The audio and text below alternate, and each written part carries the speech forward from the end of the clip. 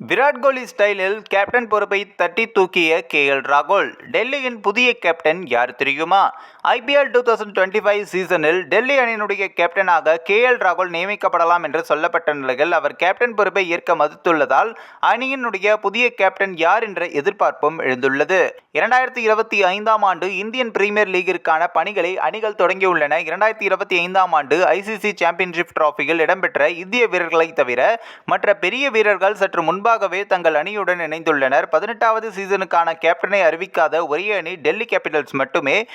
ராகுல் மற்றும் அக்ஷர் பட்டேல் ஆகியோர் கேப்டன் ரோலில் முன்னணியில் உள்ளனர். 18வது சீசனில் டிசியை வழிநடத்தும் போட்டியில் ராகுல் மற்றும் அக்ஷர் முன்னணியில் உள்ளனர் என்பது ரசிகர்களுக்கும் அப்படி சந்தோஷத்தையும் அழுத்தியிருந்தது. IANS செய்தி நிறுவனத்தின்படி ராகுல் பேட்டிங்கில் கவனம் செலுத்த விரும்புவதால் டெல்லி கேபிட்டல்ஸ் அணியினுடைய கேப்டனாகும் வாய்ப்பை நிராகரித்துள்ளார். இந்நிலையில் அக்ஷருக்கு கேப்டன் பதவி கிடைக்க வாய்ப்புள்ளது. IPL 2025இல் அக்ஷர் பட்டேல் கேப்டனாக வாய்ப்புள்ளது என்றும் சொல்லப்படுகிறது.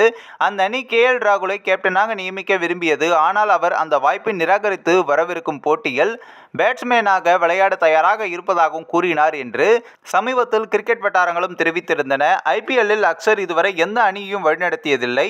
பாகிஸ்தான் மற்றும் துபாயில் நடந்த சாம்பியன்ஷிப் டிராபிக்கு முன்பு இங்கிலாந்திற்கு எதிரான 5 போட்டிகள் கொண்ட T20 தொடரின் போது அவர் இந்திய அணியினுடைய துணை கேப்டனாக பொறுப்பு வகித்தார்.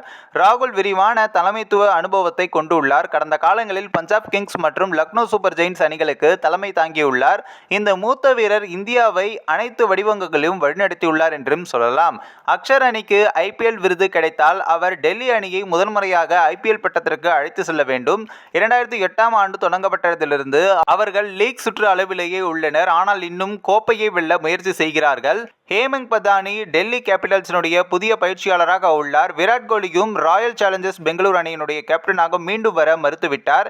இதன் பின்னர் ரஜத் படிதரை பெங்களூரு அணி கேப்டனாக நியமித்தது. மேலும் தற்பொழுது இந்த டெல்லி அணியினுடைய கேப்டனாக யார் ஆக வாய்ப்புகள் இருக்கு என்றும் ரசிகர்கள் மத்தியில் குழப்பமும் ஏற்பட்டுள்ளது.